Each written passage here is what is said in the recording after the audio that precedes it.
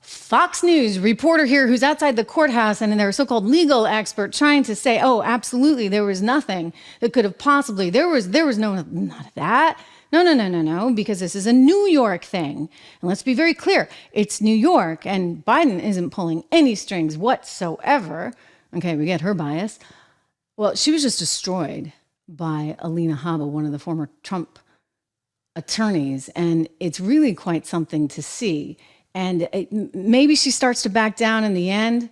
I mean, she's not wrong in that it was a New York case. However, she would be really kind of living up to the dumb blonde thing if she doesn't think that this is not being orchestrated from up high. Here we go. Let's play the clip. Listen, but the Biden administration's not responsible for this trial. How can you say the Biden administration's not responsible for this trial? It's a state trial. It's Alvin Bragg. Whether you think there's a political motive for him, it's not connected to the DOJ. I mean, Shannon, the feds passed on these election charges. Shannon, you should look at how many logs they have of state officials, Letitia James, Fannie Willis, visiting the White House, and then tell me that this is not a Biden trial. I don't care. The feds pass on this case is the point I'm You're making. right. The feds passed on this case. Also, DA Cy Vance passed on this case. And years ago, and then it came back. And Bragg passed on this case. You know when it came back? When he decided to run for office. Mm-hmm. So tell me how that's not an indication that Joe Biden, who just sent his campaign down here with Robert De Niro yesterday, isn't a part of this. Frankly, any question that we had of that was squashed yesterday. And if you have even more concerns about whether he's involved in this, look at the fact that he is publicizing, literally publicizing for tonight to have a speech if a verdict comes out. That's a sad state of affairs. Meanwhile, our country is falling apart. She's absolutely right. I don't know what the blonde Fox reporter was thinking on this one, other than maybe trying to kind of put that whole fair and balanced thing. But let's call a spade a spade. And Alina's right. I mean, they sent the campaign down there. The guy who's running the communications department for the campaign shows up outside the courthouse. Come on. How much more proof do you need? And yeah, he was scheduling a speech. I mean, my gosh, it smacks of such desperation. Jill Biden, Dr. Jill Biden, making an appearance on The View on the very same day they were hoping that they would get some kind of conviction. I mean, look, they may get it, but I'm going to tell you what. If they were, I mean, I don't think they should. It's bizarre. It will be overturned, ladies and gentlemen. It will be overturned, and then they'll look like a bunch of fools.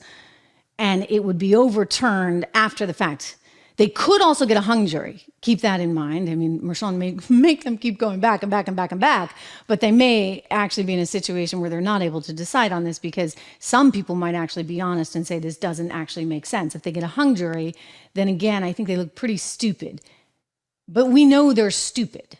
We know they're very, very stupid people, and they're abusing the law by not actually having any kind of crime that they're going after him with. I mean, I thought that Letitia James was the weakest case.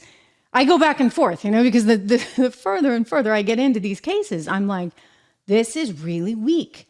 This is really strange. So the media, of course, is on their side. Even, if you ask me, Fox News. The institution, maybe not some of the individual reporters, but the institution itself may be on the side of the Biden administration, MSNBC, obviously, and then clearly the networks. They're all in the tank for Joe Biden. And yet none of it matters. None of it matters because when you look at these polls, what do you see? You see Donald Trump coming out ahead and ahead and ahead. Another readout on the polls from everywhere shows him anywhere from 1.5 to 3 points ahead. And that's without the likes of RFK Jr. or the Green Party candidate, Jill Stein, any of those people. That's without them because the lead actually increases once those guys are in the mix. So this has not helped the Democrats. They can't quite figure it out.